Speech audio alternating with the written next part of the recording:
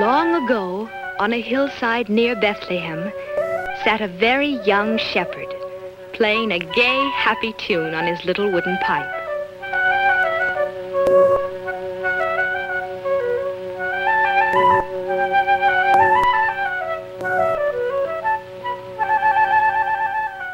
In that year, the Emperor of Rome had ordered all the people to be counted and taxed, each man in his own city. And so the highways were soon filled with travelers, returning to the towns where they had been born. On the road were a carpenter called Joseph and his wife, Mary.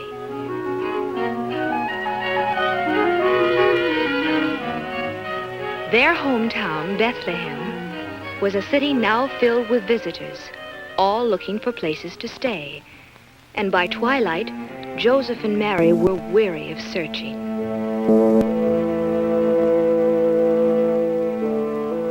They had tried to find shelter for the night, and while people with plenty of money to offer were taken care of, Joseph and Mary were always turned away. Each place they stopped seemed to be full. Again and again they were disappointed and had to move on. When they came to the owner of one of the last inns, they were told that it too was full. But then the innkeeper remembered an old barn in back of his place of lodging. It was not much of a place, but Joseph and Mary were welcome to use it.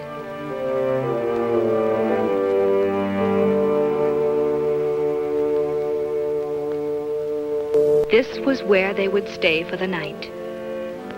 And in this old, dingy stable, the animals made room for the unexpected guests.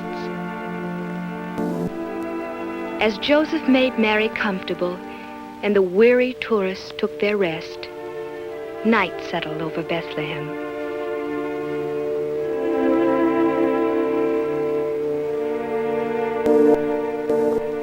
And in the stillness of that holy night, the little town waited silently for the wondrous gift that was to be given. In the sky that night, in the sky above the sleeping city, a strange new star appeared, the Star of Bethlehem, telling of the birth of a great new king to be cradled in a manger.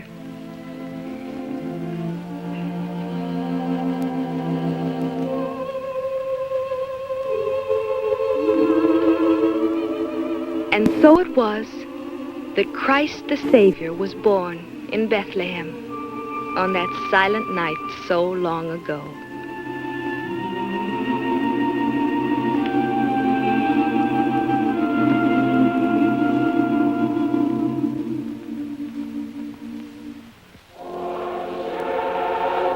Nearby in the countryside, the shepherds were watching by their fires. Then, with the star, appeared a light, bright with the glory of angels, angels who sang to them of the birth of a king in a manger in Bethlehem.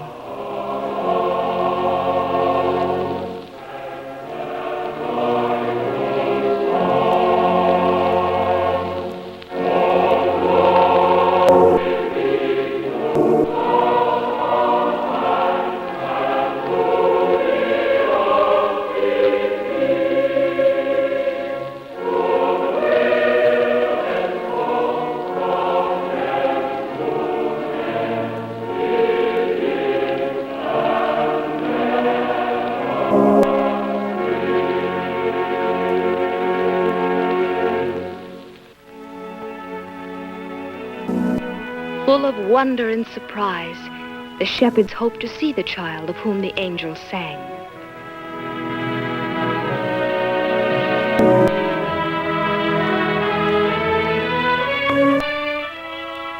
They gathered their sheep together and started toward the town.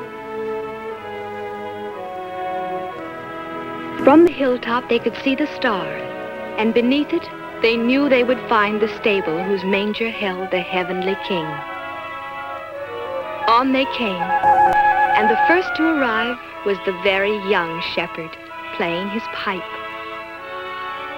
As he saw the baby with Mary and Joseph, he came close to the manger.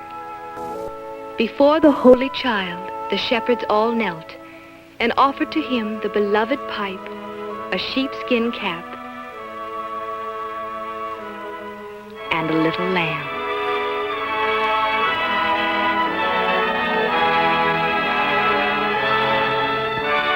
And when they had worshipped him, they would go to tell others of this wonderful thing that had happened.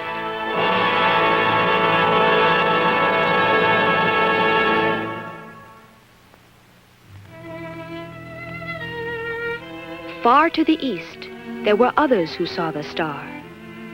In Turkestan, a princely astronomer sat studying his instruments, and suddenly in the sky above, the new star shone.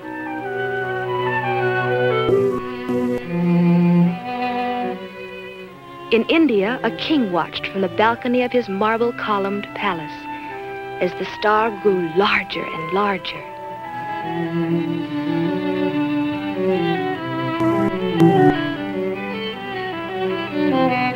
And on the desert sands of Arabia, a ruler was gazing toward the heavens, seeing that same star as it told of the new king's birth. To them all, it meant that a king had been sent from God, a king they would worship. Each one set out to follow the star and to bring to the child a gift of love. The astronomer boarded his ship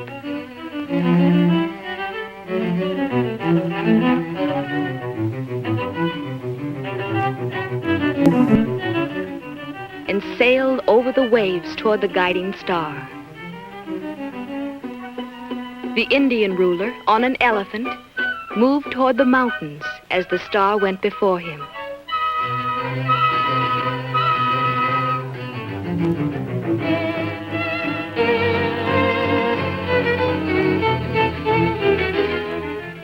And from Arabia, across the desert, came the third king on a camel.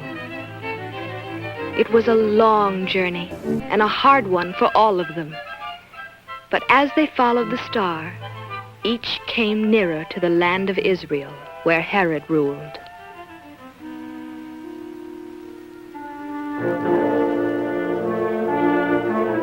King Herod also saw the star and sent for his counselors. To Herod's advisors, the star fulfilled a prophecy that a king should be born in Bethlehem, in the land of Judah. And while the eastern kings continued their journey toward Jerusalem, Herod was disturbed by this unwelcome news.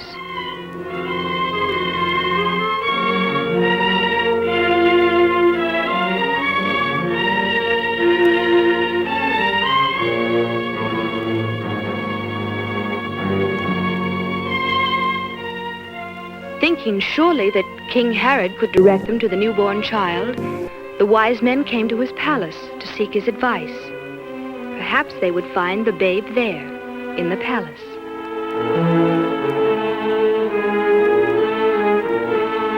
Herod sent them to Bethlehem, saying, "When you have found the child, tell me that I may worship him also." Of course, the wicked Herod had other plans, for he was jealous of the child king.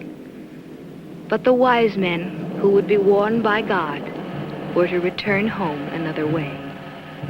And so once more the kings from the east took their gifts and followed the guiding star. It led them out the north gates of the city, on toward the Bethlehem hills. Then, above the little town, it seemed to stop. At last they knew that here, in Bethlehem, they should find the newborn king. They did find him, and with him the young shepherd who had brought the first gift to the manger. They knew that the star had led them to this child who was the king they were seeking.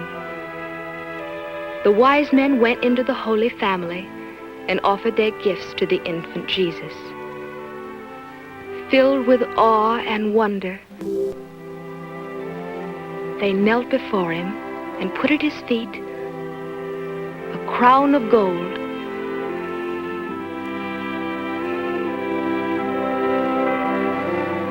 chest of frankincense, a jar of myrrh. And they worshipped him, the child of the line of David, the Son of God, the King to be called Emmanuel.